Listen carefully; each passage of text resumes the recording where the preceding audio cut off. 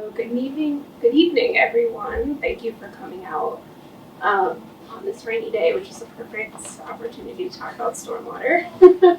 Remind us why we're here to talk about the Marshfield Stormwater Bylaw update.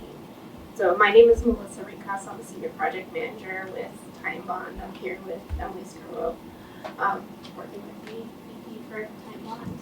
I'm working with your Town of Marshfield Engineering Department. We have Ken Ryan, Town Engineer, and Matt Kinlan, Project Engineer. That's interesting. Okay. So the purpose of our meeting tonight is to provide an overview of EPA's stormwater program and the new code requirements that need to be implemented for that. Also to describe the proposed updates to the town's stormwater bylaw and review next steps. So what is stormwater? Stormwater is rainwater that falls on the streets, lawns, parking lots, and it becomes polluted. It picks up things like trash, oil, fertilizer, sediment, sand, and bacteria and takes it straight to receiving waters. So the majority of pollutants today are caused by stormwater runoff, and that is what the EPA's permit is addressing, those receiving water bodies and the particular impairments that go to them. So the way that they're addressing them is looking upstream at catchment areas, implementing best management practices to try and keep those pollutants out of the stormwater so they don't get to the water bodies. So MS4, we use that term. It stands for Municipal Separate Storm Sewer System. 4 is for those 4 S's. And the program is administered by Mass DEP and EPA in Massachusetts. So you can kind of see on this map here on the top right, the area of the MS4 program is dictated by population because it's been found that population density increases the pollutants that are in the stormwater in the area. So they're really targeting, as you can see on the map, kind of this eastern Massachusetts where the population density is higher. The bottom map here is Marshfield, and in that map you can see not all of Marshfield is included in the MS4, but over the variations of the permits and as the permit gets more stringent and density changes, the MS4 area in town has grown. The darker hatch to the lighter hatch was added, and then you can see a couple of areas that aren't in the MS4 yet. So Marshfield has been part of the MS4 program since 2003. General permit came out. Right now we're currently under the 2016 MS4 general permit, which became effective in July of 2018. Currently there's a new draft permit that's out 2024. That draft was issued and it's under review, and we expect that, I don't know, maybe in the next year or so. Anybody's guess when that'll be finalized, but every time EPA puts out a new permit, it gets more stringent in its requirements, a little more strict. This permit is not something that will go away. It'll always be built upon going forward. So the MS4 stormwater program and EPA is requiring through that Marshfield and the other towns that are within their jurisdiction to implement and enforce programs to remove pollutants in their stormwater runoff from areas of land where proposed development is going to cause an acre or more of disturbance. They're also requiring that additional requirements are implemented for projects to address the receiving water's impairments. So in Marshfield specifically, that would be bacteria. So projects need to look at what they're doing to address bacteria in particular, because that is your pollutant of concern. They also are requiring record keeping and annual reporting, things to be done, and then post-construction stormwater treatment from new and redevelopment sites.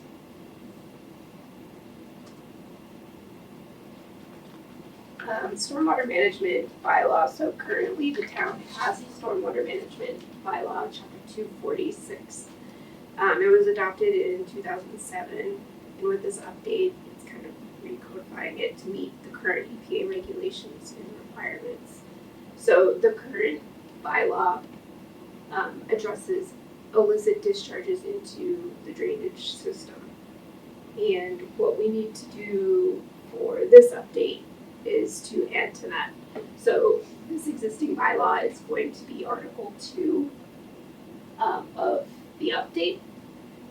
And that is kept pretty much in its entirety, or it is kept to what it says today. The Board of Public Works is the authority for discharges to the MS4 system, and that will remain.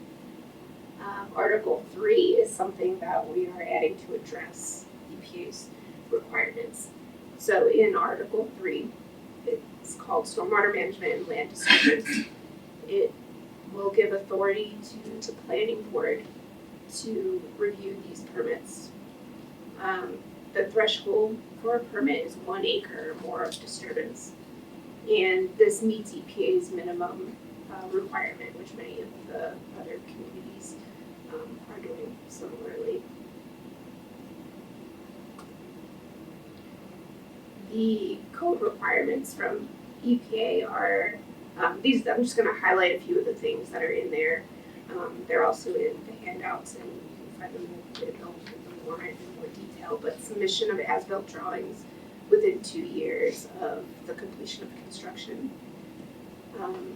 Requirement to manage construction site waste, and inspection and enforcement of sites before, during, and after construction in regards to stormwater management.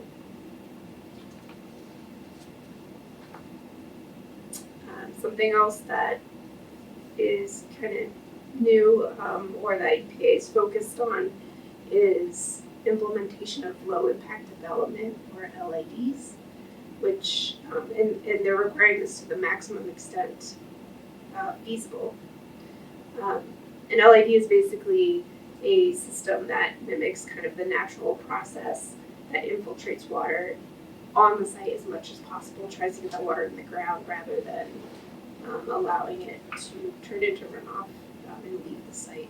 So it's preserving natural landscape features, it's minimizing impervious area, and really treating stormwater as a resource. Green infrastructure is another term that a lot of people are using to describe these types of things. So those are things like bioretention, rain gardens, rain barrels, permeable pavement. And then the stormwater code is also enhancing the post-construction stormwater design criteria. So this is more stringent than past permits, which were more of kind of guidelines as far as design goes.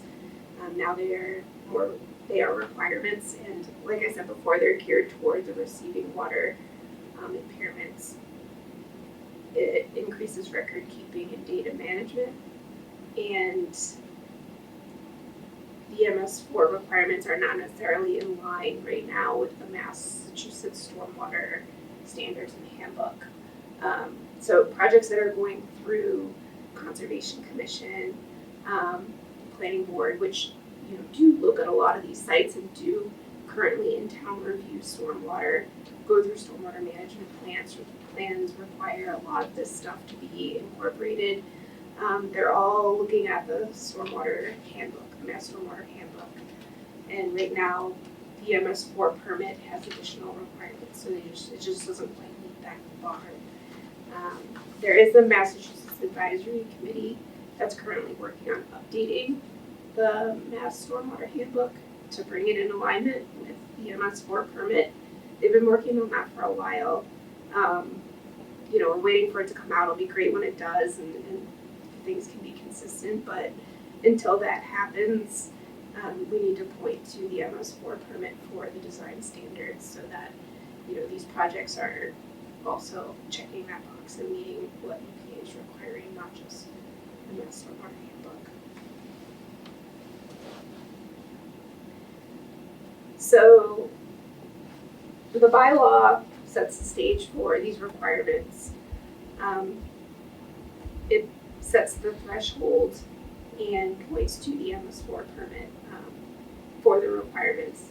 So in order to help facilitate that bylaw, it also allows the planning board to create regulations, stormwater regulations, to be a companion document with the bylaw. And that just helps engineers, it helps the town, it helps the commissions and boards have a guideline for what they're submitting when they do make submissions, what needs to be included, wraps in those design standards and anything else the town might want to implement above and beyond what the MS4 permit requires as part of their stormwater. Regulations are something that the town can consider through a working group with the planning board, with engineers.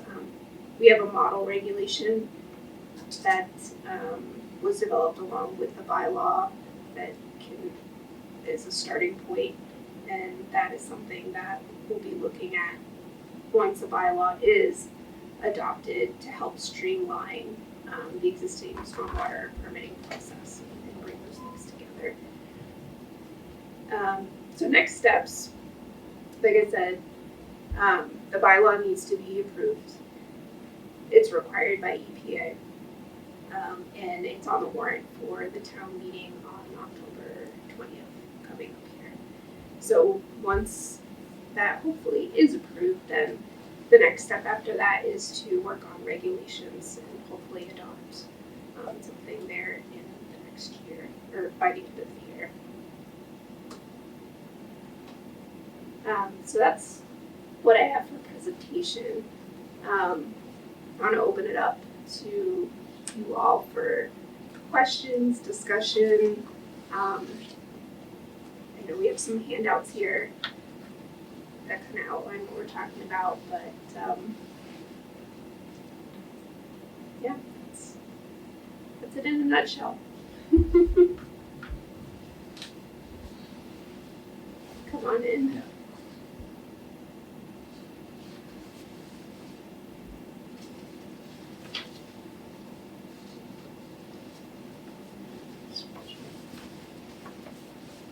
Hop in there. Somebody's gonna ask the first question. So this seems like it's affecting more like developments, like commercial developments, 1 acres. You're tearing down all the trees. I think what you're proposing should have already been done if you're developing a huge lot. Right. I know for our sakes, I'm here because of ADUs and the stormwater with ADUs. I've triggered 4 stormwater permits in Situate, granted Situate, not Marshfield, but that's because of the ADUs. And the whole purpose of ADUs is for, since none of our towns could produce enough affordable living with the apartments, that we're getting ADUs to have affordable living to the 900 square feet. But what's happening is my generation, 30, 32, can't afford houses that are $700,000 that still need a lot of work into it. So what we're doing is we're kicking out our parents with their main house, and we're doing a 1-floor ADU off the side, which is triggering stormwater permits. Mm-hmm. So, I mean, for my sake, that's why my architect firm is here, because I just wanted to see what's happening here in Marshfield, because it's becoming a huge, It's a hurdle. it's 40 grand more. Mm-hmm. It's 9 grand to just do the permit, and then the actual system itself can be 20, 25 grand to 30 grand, roughly 20, so let's say 30 grand of an unexpected, number that clients are paying for right now. When have the state, federal government giving it to the state for us to have affordable living, how affordable is that? So that was my biggest reason for being here, but this looks like it's affecting big developments and not houses. Yeah, the average house, we do a lot of additions. Yeah. Yeah. I mean, we do big developments too, but what should be put in place when you do a development like that, it makes complete sense. For what we're proposing to get put in October. And there are towns like Cohasset, if you do over 500 square feet, even with an addition of an existing house, you're into a whole, doing all the watershed calculations, which, Yeah. from an engineering perspective, I mean, they're $5,000, $6,000, it's just, add on, so. But that's not happening here. That's not happening here, That's no. This is like That was- affecting more big developments in the town. Yeah, no, you're right. Each town has their discretion over their stormwater bylaw and can Right. set that threshold wherever, they feel it's needed for their town. So it does vary by town. But yeah, you're right. Here it's an acre of disturbance, so It wouldn't apply single for family us homes even typically, unless we build a home. sugar here. Well, but I mean, if somebody has a 3-acre lot and they're gonna split off an acre and a half or an acre if they're in an R1 zone, so they're into stormwater to put a house there. It's not the size of the lot, it's the size of disturbance, so the Yeah, footprint it's of disturbance. Oh, okay. So Okay. regardless of the size of the lot, it's just, what are you gonna be changing the? All right, as the or big print trees? says, yeah, I'm sorry, No, that's Yeah, okay, here it's a we good, it's a good I clarification mean, it point, still yep. applies Right. though, because now we can, develop houses on lots that were undeveloped before. Right. I have 2 of them going on in Duxbury in my neighborhood that just sat and people were paying taxes on, but now they can develop a house on it with the new ADU law that just got passed, because you can develop on smaller lots, so it could actually apply to us too. Yeah. We start getting more of those cases in. But under an acre of disturbance still needs to follow the stormwater handbook. So it's not that they don't need to do any stormwater. Right, you still need to follow Yeah. planning board and conservation Yeah. commission, the existing permitting process that's in place. So this is kind of catching projects that fall in between or don't, meet a permit requirement through planning board or Concom. And also those projects that are being reviewed by Concom and permit or planning board, they are going through that process. They need to meet those requirements, but they also need to look at this if they're over an acre of disturbance and make sure that you're meeting all the design criteria for the MS4 permit. In addition, while you're going through that process. If that makes sense. That does.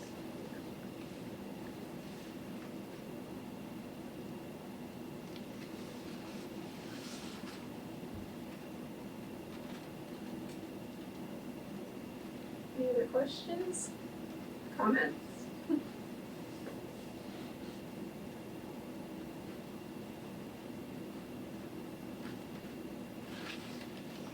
Not from our end. What was that? Okay. Well, that's good. Then we just encourage everybody to support town meeting and getting it passed so that the town's in compliance with EPA's requirements. Yes, please. Right.